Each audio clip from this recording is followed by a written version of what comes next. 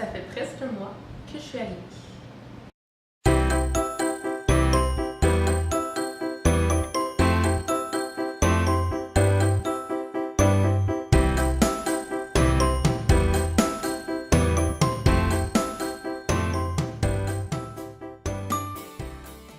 Je sais vraiment pas par quoi commencer. Honnêtement, j'ai jamais vécu des semaines aussi rapides, courtes, qui passent aussi vite. Ça inclut les jours. Je vois pas les journées passer, que ce soit dans les parcs durant mes jours de congé ou même pendant que je travaille. Au début de mon programme, je dois dire que j'ai été déçue parce que je savais que j'allais travailler à Picklesville, qui est un restaurant à Magic Kingdom. Mais la chose que je ne savais pas, c'était que j'allais travailler en cuisine. En fait, on m'a assigné au rôle de cuisine qui est back of house.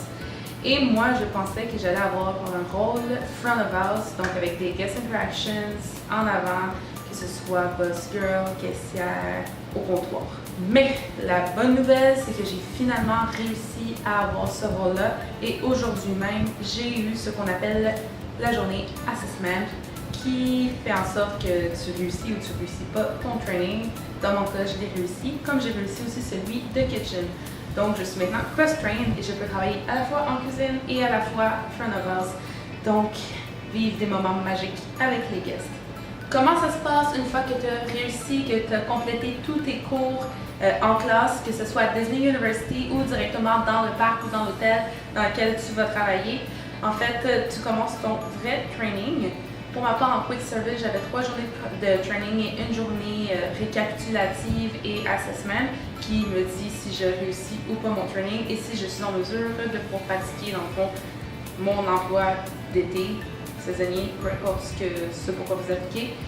Et ben moi j'ai fait celui de kitchen, celui de front of house, je les ai réussis, donc 4 jours, 8 journées au total. Ça fait 3 semaines que j'ai commencé à travailler, donc ça fait une semaine seulement que je travaille sans formation. Je vais faire plusieurs autres vidéos, mais une chose que je trouve vraiment importante de dire, c'est que oui, on se fait des amis du pays dont on est originaire, parce que bon, on s'écrit sur Facebook avant de commencer notre programme.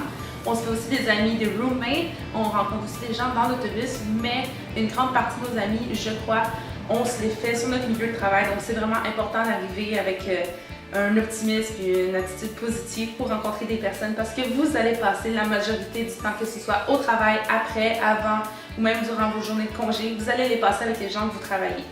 Puis ben, moi je vous donne un aperçu de mes 2 dernières semaines, alors voici.